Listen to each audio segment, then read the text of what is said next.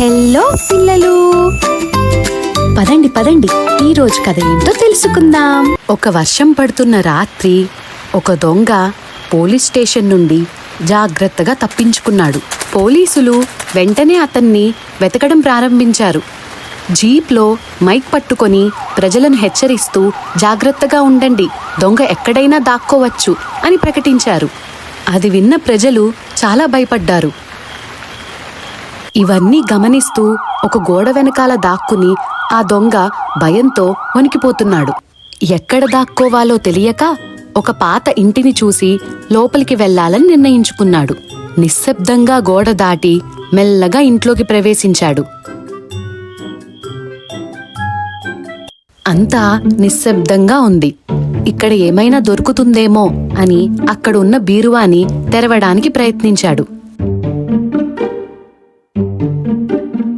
అప్పుడే ఒక్కసారిగా లైట్ వెలిగింది. ఆ పక్కనే ఒక బామ్మ కుర్చీలో కూర్చుని అంతా గమనిస్తూ ఉంది.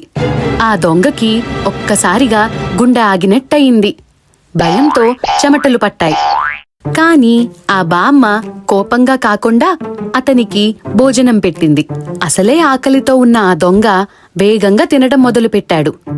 అయితే తిన్న వెంటనే బామ్మ చెప్పింది, వెళ్ళి ఆ కంచం కడిగిరా అని. అక్కడ నుంచి మొదలయ్యాయి దొంగకి అసలు కష్టాలు.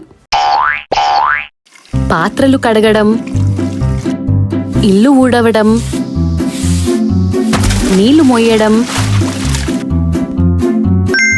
బల్బు మార్చడం, అన్ని పనులు చేయించిందా బామ్మ. దొంగ మాత్రం పూర్తిగా అలసిపోయాడు.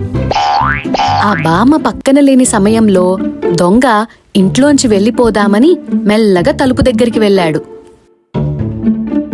తలుపు తెరిచి చూసేసరికి బయట ఒక పెద్ద కుక్క కాపలా కాస్తూ ఉంది.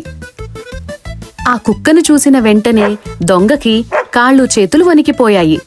తిరిగి ఇంట్లోకి పరిగెత్తాడు.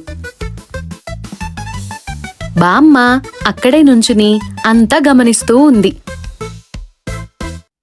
ఇంతలో బయట నుంచి పోలీసులు వచ్చి తలుపు కొట్టారు.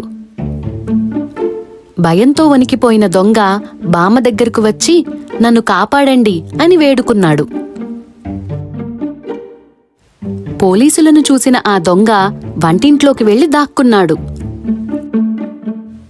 పోలీసు బామ్మని ఇటువైపు ఎవరైనా వచ్చారా అని అడిగాడు. బామ్మ తలుపు తెరిచి ఇక్కడ ఎవరూ లేరు అని పోలీసులకు చెప్పింది. పోలీసు బామ్మ మాట నమ్మి అక్కడ నుండి వెళ్ళిపోయాడు. అప్పుడు ఆ దొంగ బయటకు వచ్చి కన్నీళ్లు పెట్టుకుని బామ్మకి నమస్కారం చేశాడు. మరుసటి ఉదయం బామ్మ గేటు తెరిచి ఆ దొంగను బయటకు పంపించింది.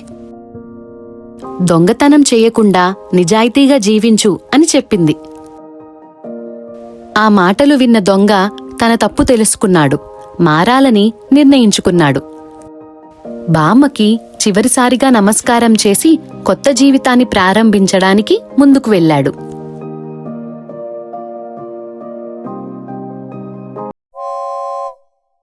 Please like, share and subscribe.